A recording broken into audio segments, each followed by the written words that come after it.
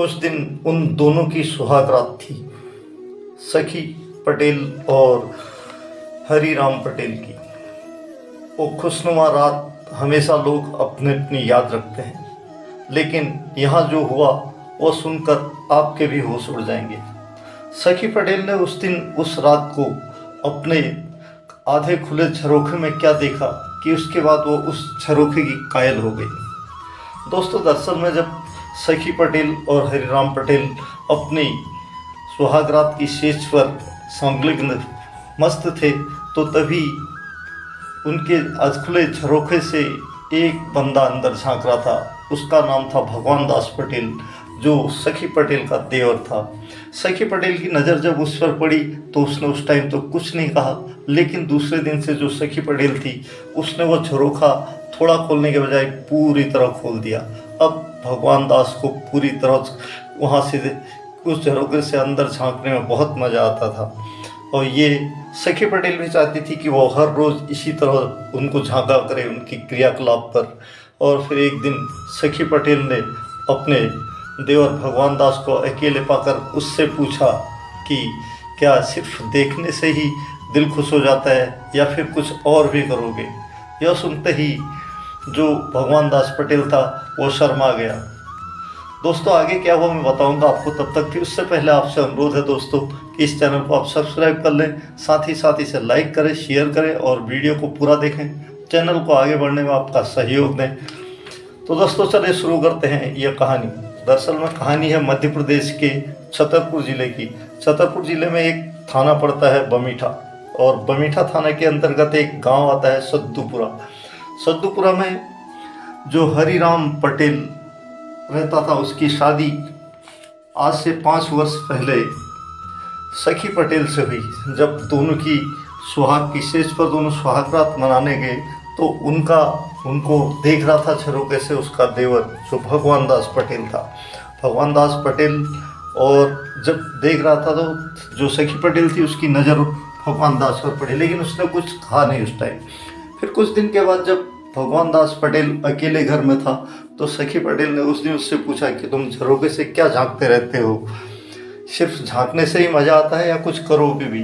तो यह सुनकर जो भगवान दास पटेल था वो शर्मा गया, लेकिन सखी पटेल के अंदर की वासना का भूत जो जग गया था उसे अब शांत करना था। तभी उसने भगवान दास पटेल का हाथ पकड़ा और उससे कहा कि शर्माओ मत, मैं तुम्हारी भाभी हूँ, तुम्हारा पूरा हक है मेरे पर, जो तुम करना चाहो वो कर सकते हो।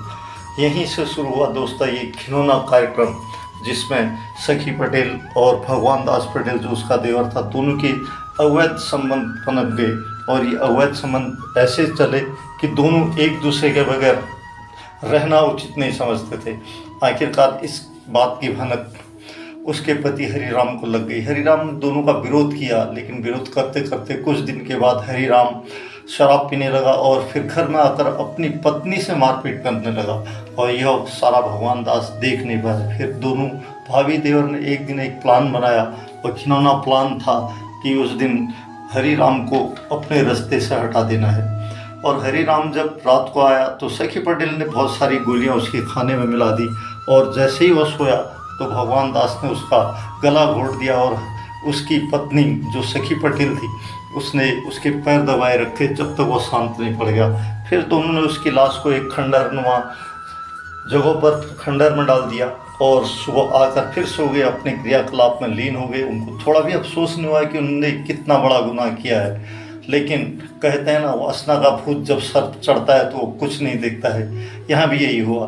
फिर आकर दोनों अपने क्रियाकलाप में लीन हो गए, और सुबह जो भगवान दास था उसने बमीठा थाने में फ़ोन किया कि मेरे भाई को किसी ने रात में मार कर यहाँ फेंक दिया है। पुलिस तुरंत ही उस खंडहरनुमा जगह गई और 100 का पंचनामा भरकर उसे पोस्टमार्टम के लिए भेज दिया। फिर पुलिस ने उनसे पूछा कि तुम्हारे भाई से किसी की दुश्मनी तो नहीं है, किसी का पैसे का लेन देन तो नहीं है। दोनों ने बिल्कुल मना किया, और जब दोनों से पूछा तो दोनों ने कहा कि हम गहरी नींद में थे, हमें पता ही नहीं चला ये कब हुआ। फिर पुलिस ने अपना इन्वेस्टिगेशन आगे बढ़ाया, तो पुलिस ने सबसे पहले गांव में पूछा। तो गांव में पूछने के बाद पुलिस के भी होश उड़ गए।